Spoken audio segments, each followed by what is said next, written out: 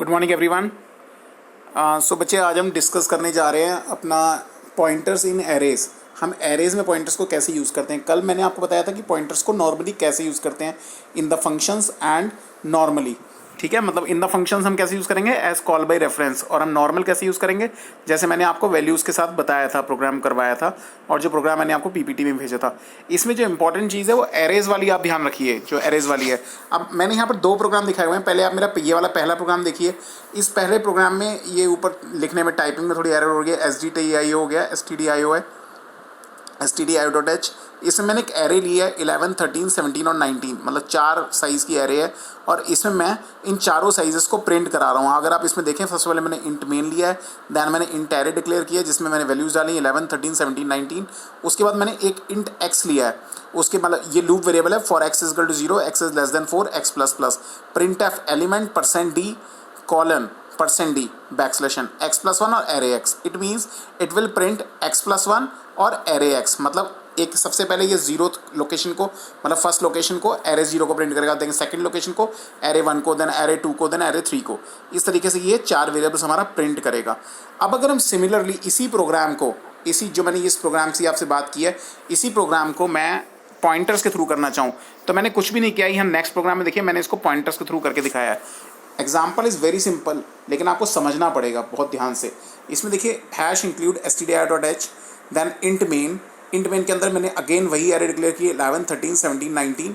उसके बाद एक int x, that is a loop variable. Then मैंने इंट पॉइंटर APTR मतलब मैं p भी ले सकता हूँ, PTR भी ले सकता हूँ, एरे भी ले सकता हूँ, जो मर्जी लिख सकता हूँ। ठीक है, दैट इज पॉइंटर वेरिएबल लिया है APTR, और APTR इजकल टू एरे। यहाँ पर एक चीज़ ध्यान रखनी है, APTR इजकल टू एरे। यहाँ पर मुझे पॉइंटर वेरिएबल रिक्वायर्ड नहीं है।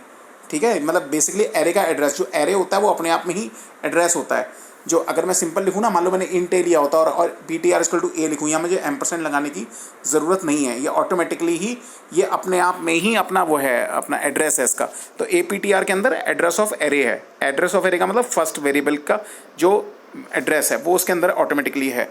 अब मैंने देखिए फॉर x वेरिएबल चलाया, x is equal to 0, x is less than 4, x plus plus, element %d colon %d backslash n x plus 1 pointer APTR। अब APTR के अंदर क्या था, एड्रेस ऑफ फर्स्ट वेरिएबल था। Address of first variable print हो जाएगा क्योंकि x इक्वल टू 0 है। इसके बाद मैंने APTR प्लस प्लस कर दिया। उसके बाद क्या होगा, सेकंड वेरिएबल प्रिंट होगा, फिर थर्ड वेरिएबल प्रिंट होगा, देन फोर्थ वेरिएबल प्रिंट होगा, और यही काम होता रहेगा। आप इसको बहुत ध्यान से फिर से समझिए। इसी वाले एग्जांपल में hash include stdio.h int main, मैंने एक एरे डिक्लेयर करी जिसमें 5, 10 जितने मर्जी वेरिएबल डाल सकता हूँ। ये आप स्कैनएफ करके भी वेरिएबल्स को डाल सकते हो, कोई इशू नहीं है। उसके बाद मैंने एक लूप वेरिएबल लिया है, उसके बाद मैंने पॉइंटर वेरिएबल लिया है, और पॉइंटर वेरिएबल लेने के बाद मैंने पॉइंटर को डिक्लेयर किया कि pointer is equal to array. Then मैंने फॉर लूप में मैंने पॉइंटर वेरिएबल के पॉइंटर को प्रिंट कराया है, मतलब पॉइंटर वेरिएबल के पॉइंटर को, मतलब पॉइंटर की वैल्यू को मैंने प्रिंट करवाया है बार बार इन द लूप। तो ये प्रोग्राम बहुत ही सिंपल है, मतलब एरे में हम पॉइंटर्स इस तरह से यूज़ करेंगे। ये सिंपलेस्ट एग्जांपल है और हमें इतना ही समझना है, इससे ज़्यादा नहीं समझना है। तो ये ध्यान रखना है। मतलब मैंने आपको जो बुक शेयर करी थी, ई बुक शेयर करी थी, उसी से मैंने इस एग्जाम्पल को लिया है। तो मैंने उसी को आपको समझा के दिखाया, और आप लोग बहुत ध्यान से समझें। इस प्रोग्राम को रन करें, और रन करने के बाद अगर कोई भी प्रॉब्लम आ रही है तो मुझे डिस्कस करें। राइट, ये बहुत इंपॉर्टेंट है। तीनों चीज़ें मैंने आपको ये समझाया, कॉल बाय रेफरेंस भी, नॉर्मल पॉइंटर्स भी। मतलब अगर मैं बात करूँ, मैंने आपको क्या क्या सिखा दिया। सबसे पहले नॉर्मल पॉइंटर क्या होता है, व्हाट इज़ नॉर्मल पॉइंटर।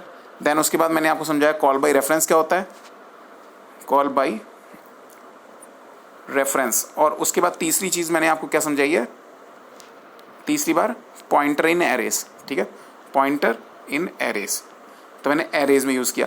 हम ऐसा नहीं है कि पॉइंटर्स को हम बहुत सारी तरीके से यूज़ करते हैं, ये हमेशा ध्यान रखना है। हम पॉइंटर को खाली ऐसे ही नहीं यूज़ करते, बहुत सारी तरीके से यूज़ करते हैं। एरे ऑफ पॉइंटर्स भी होता है, एरे ऑफ ऑब्जेक्ट्स भी होता है, पॉइंटर टू द ऑब्जेक्ट भी होता है। वो हम जैसे जैसे आगे सीखते जाएंगे C++ वगैरह में, वो हमें आता जाएगा। ठीक है, अभी फिलहाल के लिए आपको पॉइंटर्स के ये 3 कंसेप्ट समझने इंपॉर्टेंट थे। फर्स्ट कंसेप्ट नॉर्मल पॉइंटर क्या होता है, एड्रेस क्या होता है, एड्रेस की वैल्यू कैसे निकालते हैं, वो दिखाया। सेकंड चीज़ मैंने क्या दिखाई आपको कि कॉल बाय रेफरेंस में मैंने आपको करवाया था फंक्शन में, कि हम कॉल बाय रेफरेंस में कैसे हम एड्रेस पास करते हैं और पॉइंटर के थ्रू वैल्यू लेते हैं। तीसरी चीज़ मैंने एरे में पॉइंटर को कैसे यूज़ किया। तो आई होप आप याद रखेंगे। कुछ भी समझना हो तो मुझे आप कॉल कर सकते हैं। ठीक है, बस अभी के लिए मैं इतना ही ख़त्म कर रहा हूँ, और आप इस चीज़ को समझ के अपने क्वेश्चंस बना के रखिए। शाम को हम इन क्वेश्चंस को डिस्कस करेंगे।